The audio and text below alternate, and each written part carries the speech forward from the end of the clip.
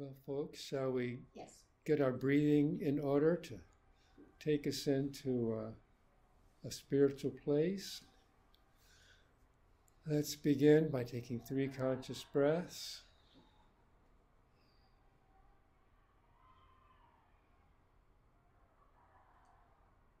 And with a deep in-breath.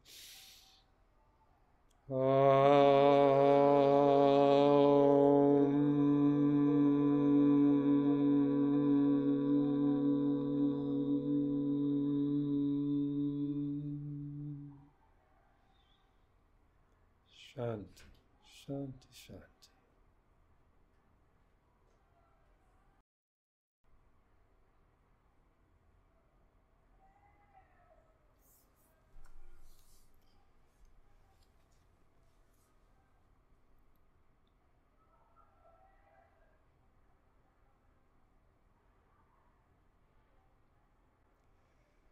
Well, I didn't leave the spinning globe on in the beginning. Oh. Because Janice said it made her dizzy. But there it is. There it is. Is that how fast it spins? I don't know. That's how fast whoever made this spins it. Oh, it did? So there it goes. Today the subject of our talk is the yoga of the absolute truth. From the Bhagavad Gita, Song of the Lord, Singing of the Lord. Yoga of the absolute truth. Wonder what that could be. Here's our text that I use. The Bhagavad Gita. It's translated by Sri Swami Satchidananda and his commentary. We're looking at chapter 8 today. We began chapter 8 last week. And we're going to jump right into the middle of it. So, absolute truth. Now I wonder where the Gita is going to go to talk to us about the absolute truth.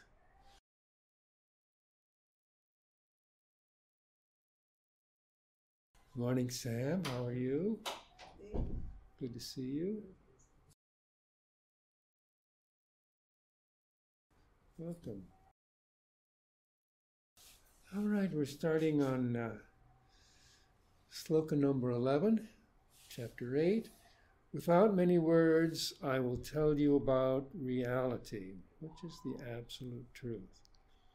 So here we go, the whole 9 yards in one sloka. This is corroborated by those who know the essence of the Holy Scriptures. So we can be reassured. The eternal truth, here it is, can be experienced by those who learn to control their minds, renounce all personal attachments, and thirst only for Brahman. Thirst for an experience of the divine. The Gita is repetitive. It tells us the same thing again and again. So here's the message. There are 3 things for us to do as spiritual practices. Control our minds. How do we control our minds? Various ways. Meditation is useful to give us the opportunity to step back from our minds so that during the day, as our minds do their thing, we can continue to step back. Controlling our minds doesn't mean that we suppress all of those reactions that we've acquired over our lifetime, but it does mean we're able to step back from them and not let them run us if we choose.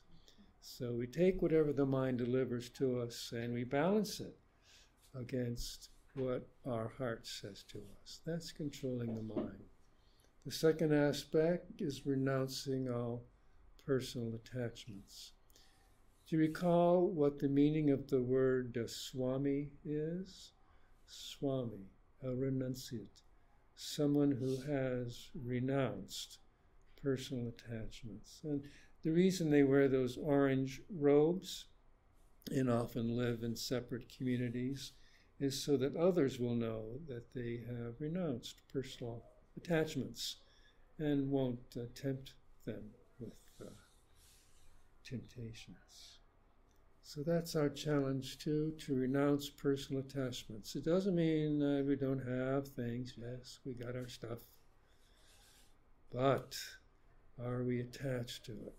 Are we always in the moment to such an amazing extent that whatever happens in the moment to our personal things, we're always in our peace. So as the personal things come and go, we keep our peace. And as you will see, the most personal thing that we have is our life and our bodies. So even as that goes, can we keep our peace?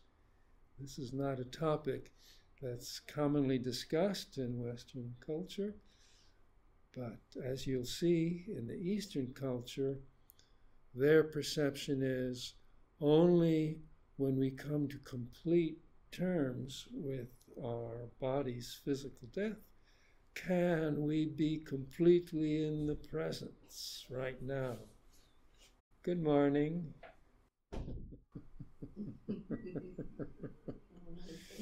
We're going to have some interruptions. I imagined the youth coming in here throughout our classroom, gathering their stuff, and then I imagined, you know how the mind goes. My mind said, well, let's register a complaint if they do that afterwards. That was my mind. It's just a mind. I had that thought. Now, if they do come in and if they do bother us, will I register a complaint? Well, I don't know. You're just attached to uninterrupted space. I guess. So can I detach myself from my mind's reactionary suggestions about what might happen in the future, what might not? Apparently I can't suppress it, it just shows up. But I don't have to act on it. So that, for me, is controlling the mind. And renouncing personal attachments, my attachment to having the class turn out a particular way. However it turns out, thank you, God. Thank you, God. Be grateful. And finally, thirst only for Brahman. How can we, in our lives, day by day, keep ourselves in a space where the presence of the divine is never far from us? And the presence of the divine we recognize when we're at peace. God is peace. Our peaceful nature is our original nature, our divine nature showing up.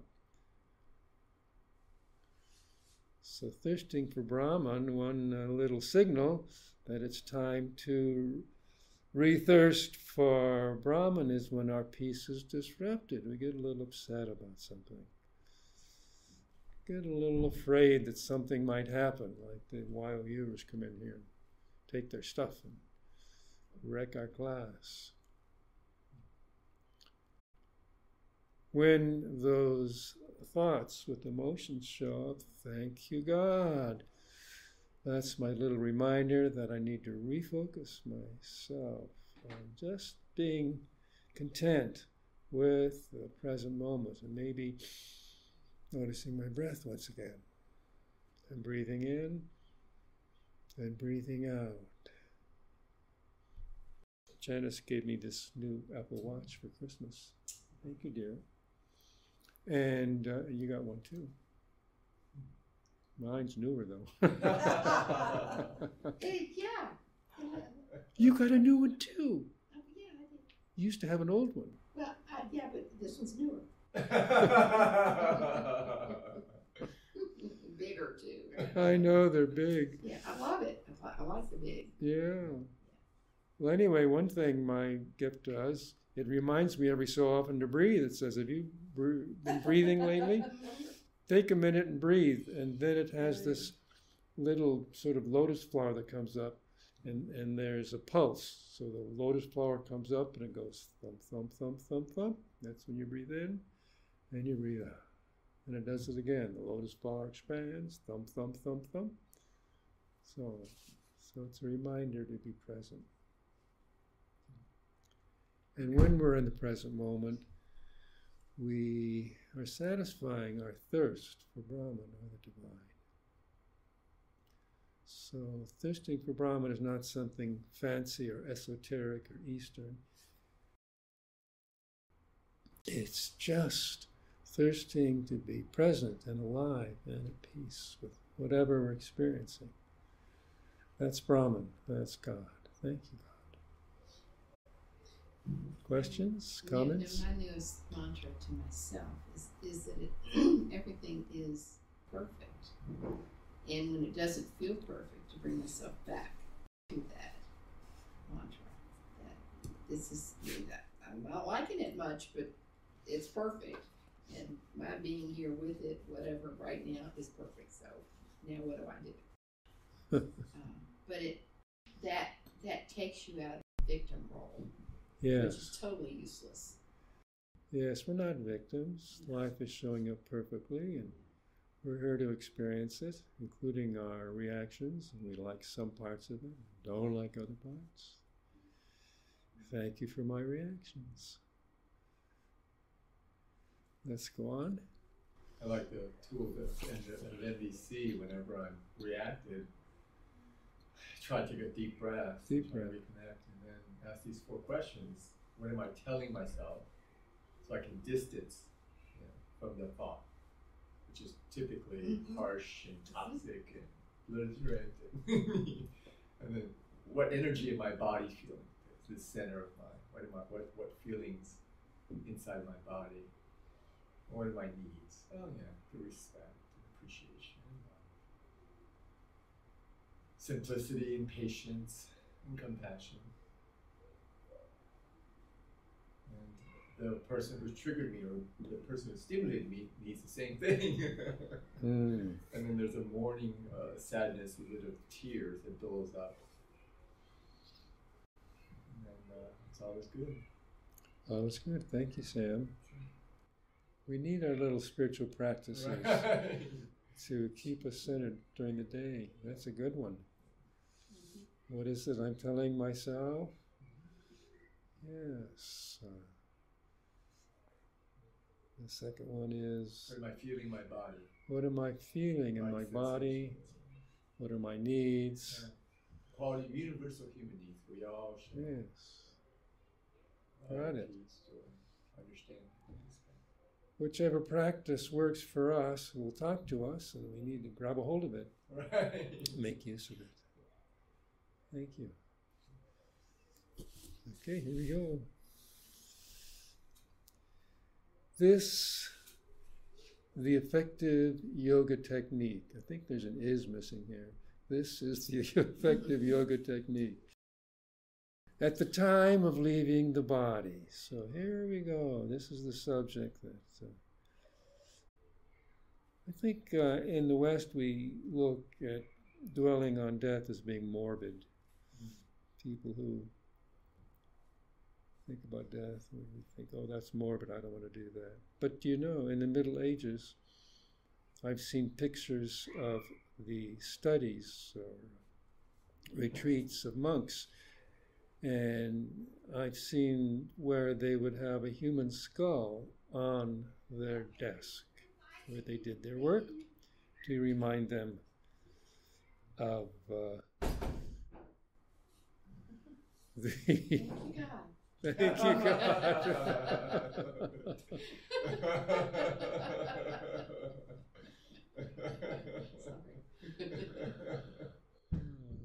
The skull reminded them of the temporary nature of our existence.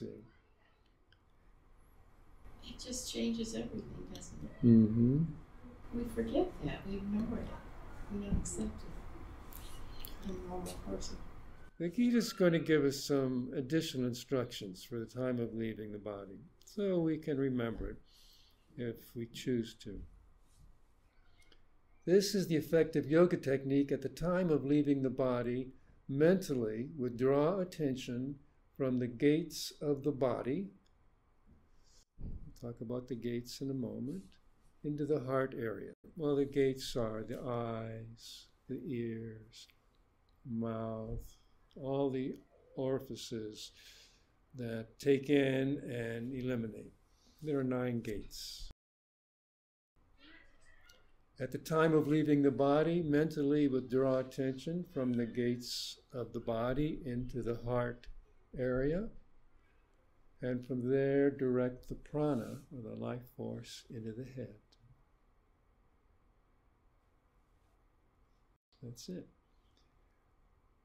Satchidananda has taught that the highest chakra is not between the brows, as we often hear it spoken.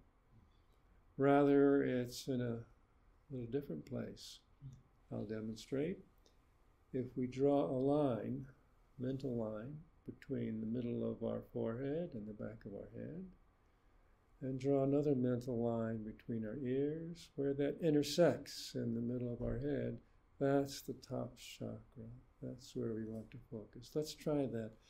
Put your one finger between your 2 eyebrows and another back of your head. Draw a mental line there. See that line going through your head? Now put both hands on your ears and draw a mental line there and see where those 2 lines intersect. That's your topmost chakra. Pineal gland? I think so. I think it's the pineal gland, huh?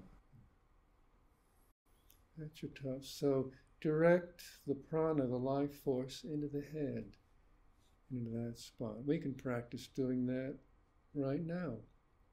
Why don't you gently close your eyes and I'll direct you.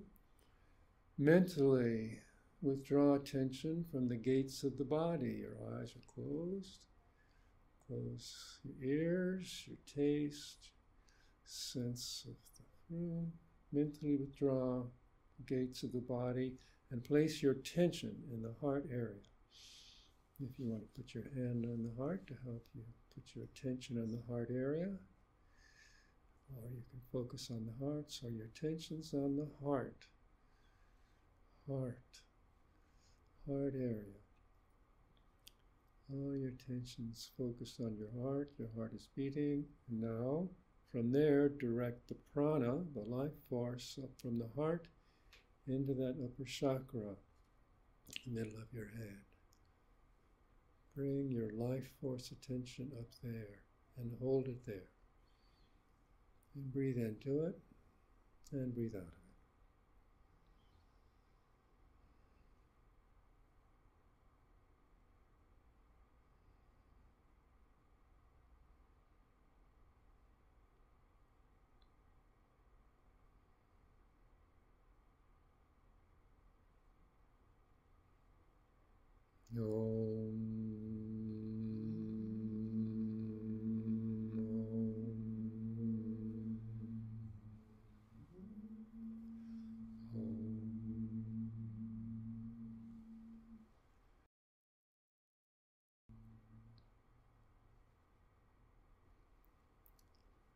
When I do that meditation, something further came to me, which I'll share with you now. I would draw attention into my heart space, breathe into it, raise the attention with the breath into the topmost chakra. And as, I've been watching, sorry, but this is useful to know. I've been watching these astronomy programs about what happened billions of years ago, and things were just dust floating around in space. There was no solar system, and then as all the dust and the rocks and so on began to congeal, at one point there was a concentration of them, and they all sort of came together from the force of gravity and formed the sun. And then at some point there was so much stuff and there's so much gravity, the sun burst into light from darkness. In other words, the atomic reaction at the heart of the sun, like zillions of hydrogen bombs, through the force of gravity, that huge force, so much stuff. and the sun became light. And then later on, the planets formed, I think.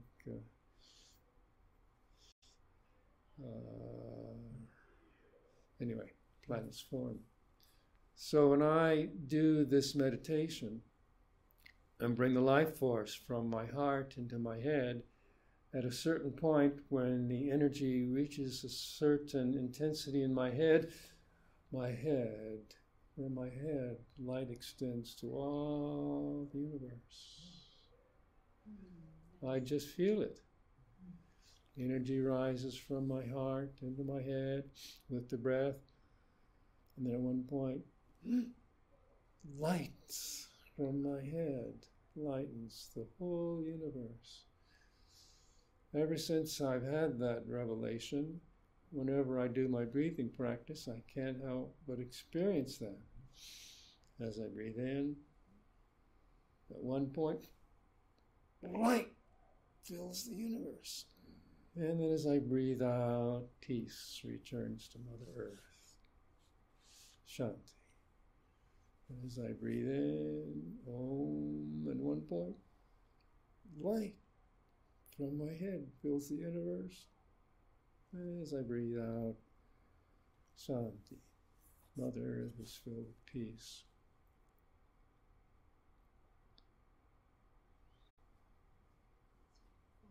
Time is a relative thing.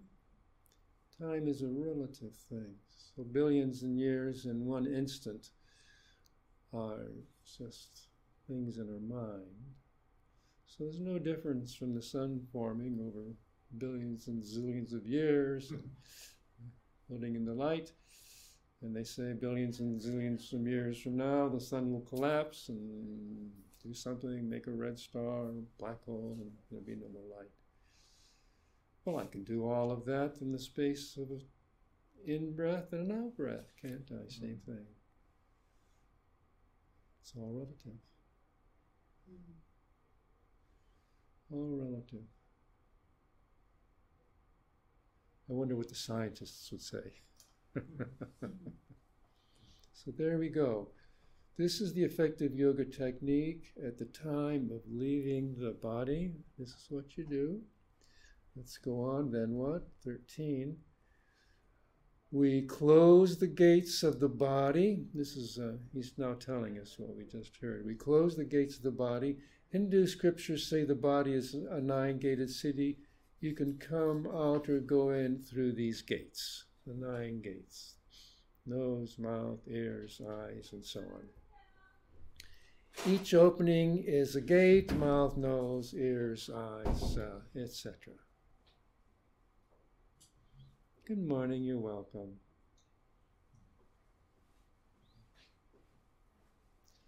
All the gates. So that explains what the gates are, according to the way of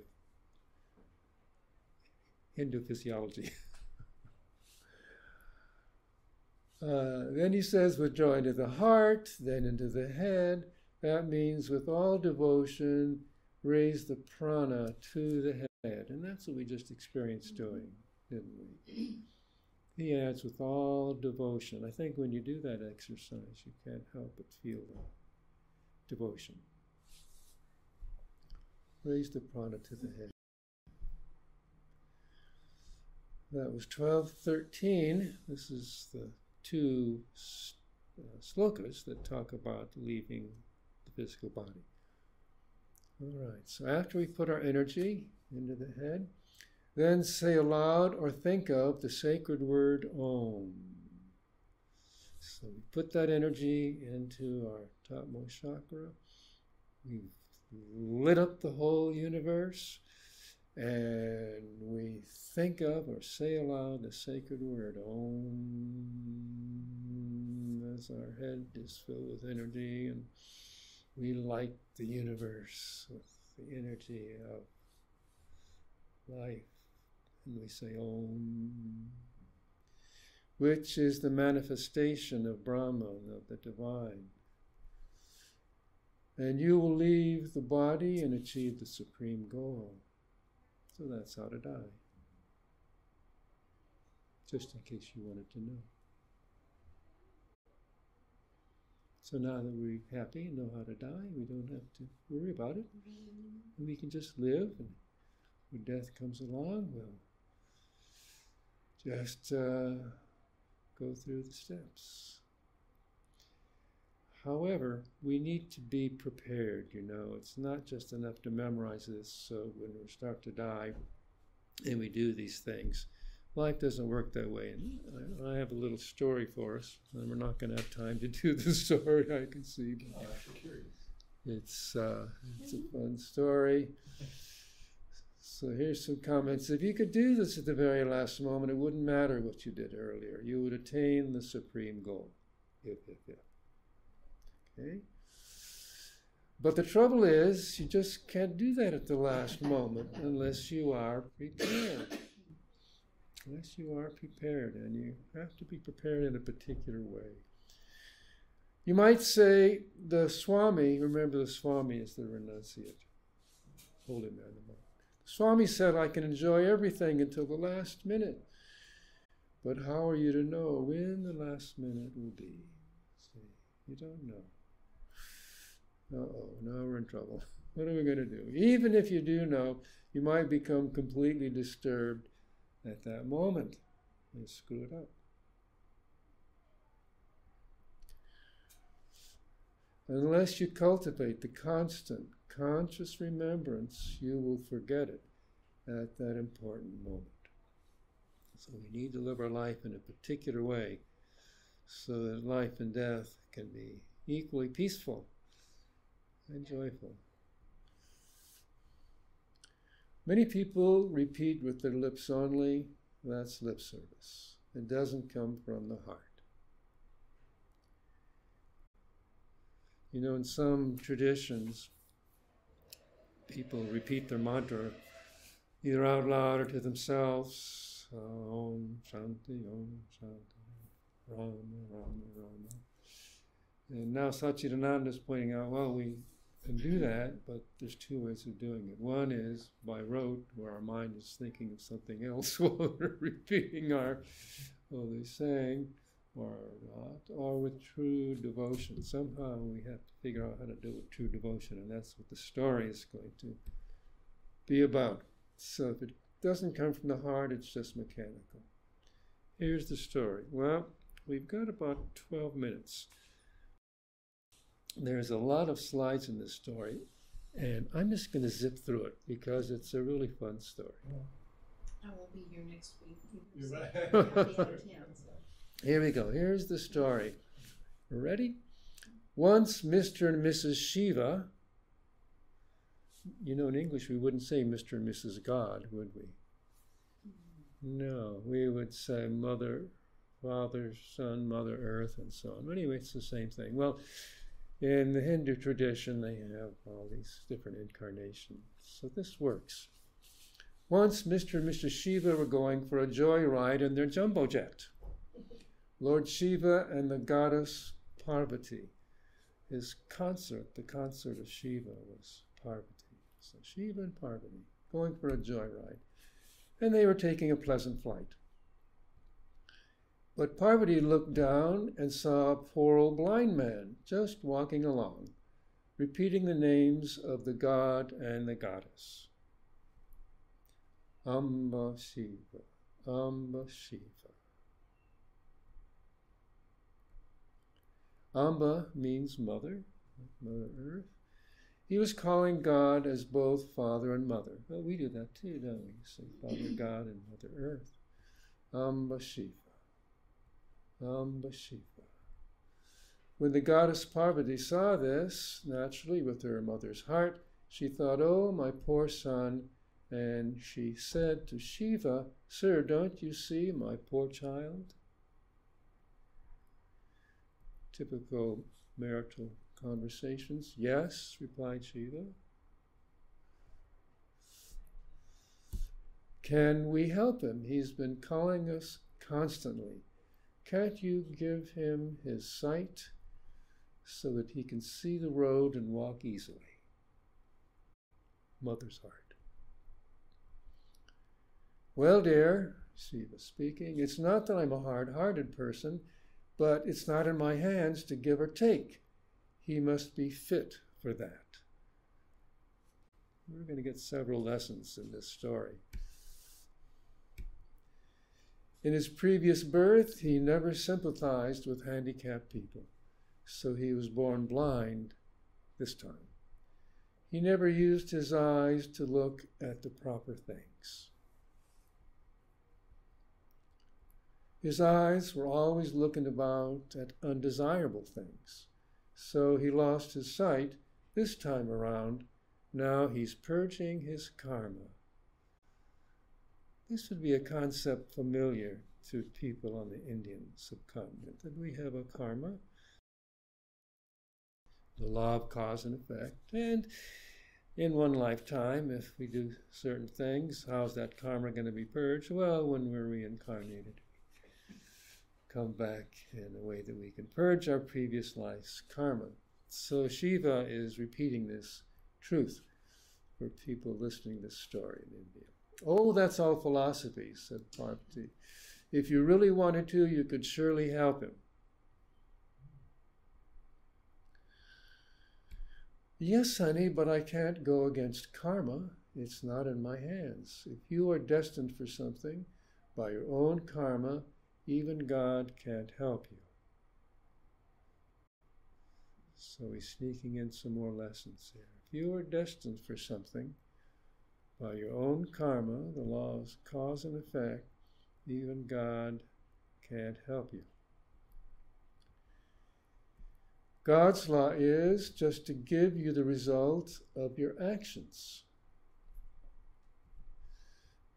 God's law is just to give you the result of your actions.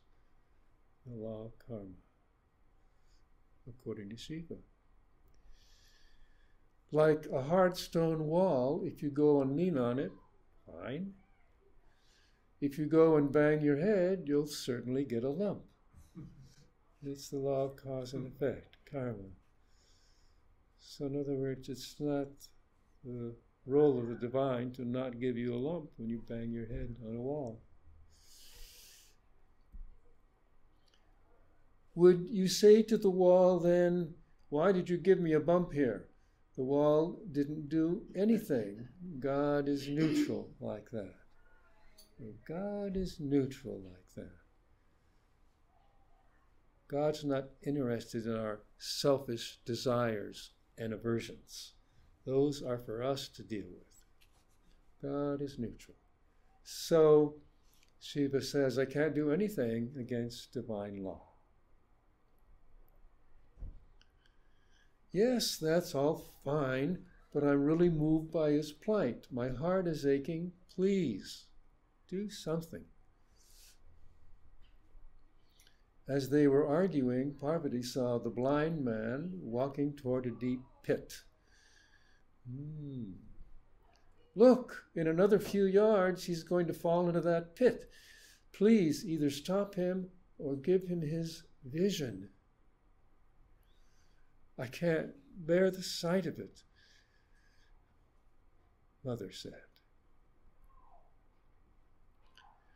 Okay, dear, but you are the one who gives everything.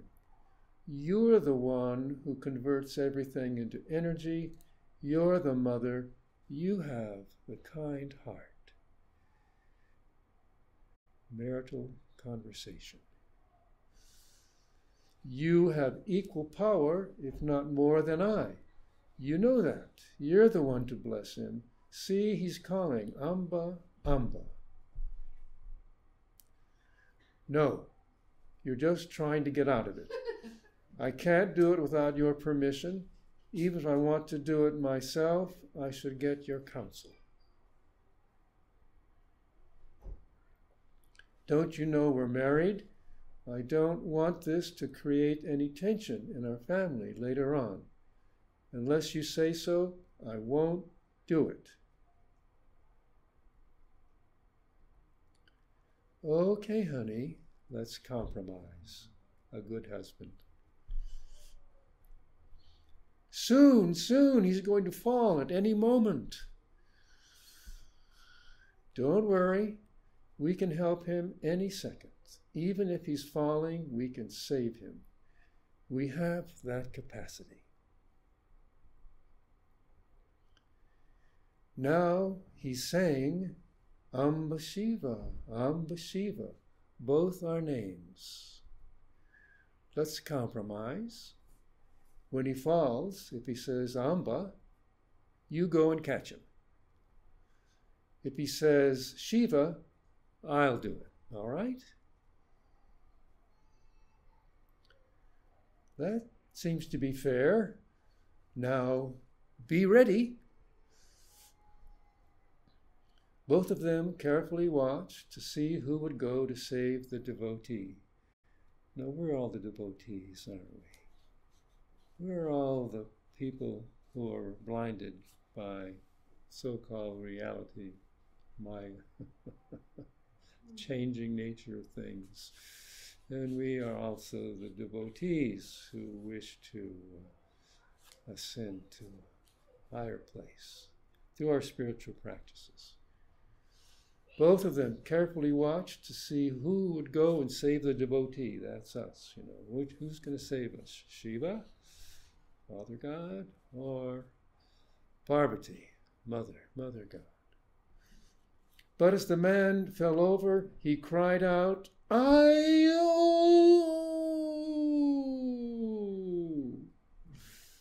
Neither Amba nor Shiva. Shiva and Parvati just looked at each other. Are you? Ayo? No. Are you?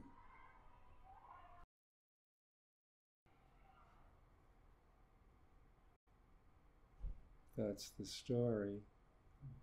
Here's a little commentary on the story. You can imagine what happened. Neither one got him because he didn't call out either one's name. So here's the final comment on that. This is the test of a devotee, of ourselves. Prayers are like a mantra.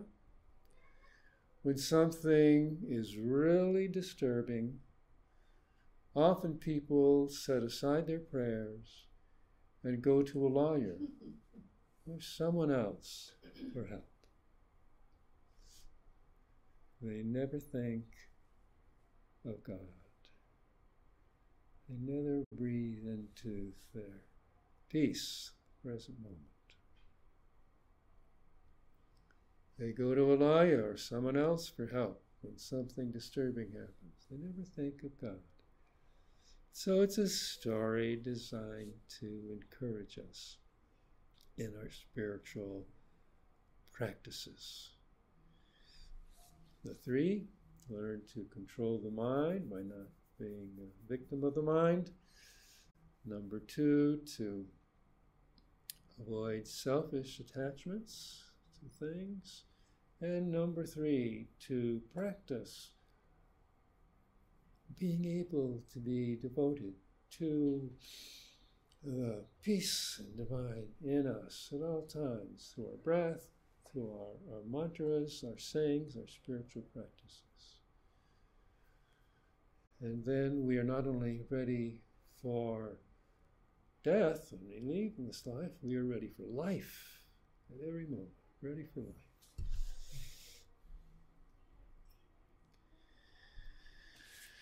And that brings us to the end today. Any questions before we close? Comments?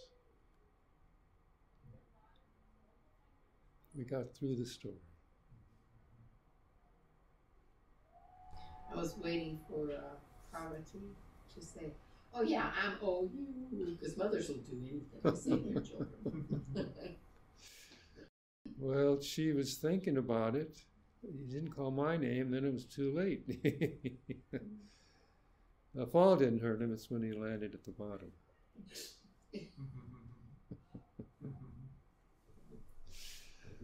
Shall we close by going into our own space? Let's take 3 conscious breaths together.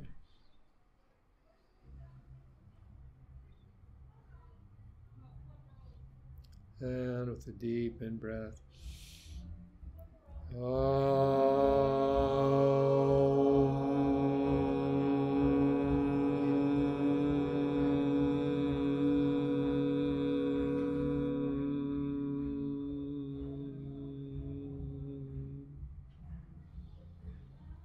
Shanti, Shanti, Shanti. We give thanks for the accompanying music.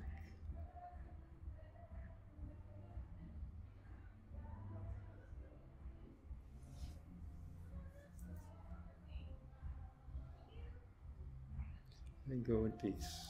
Thank you, Steve. Thank you. Sounds like you're having a good time. Good time. Shiva, Amba, Shiva, Amba, Shiva.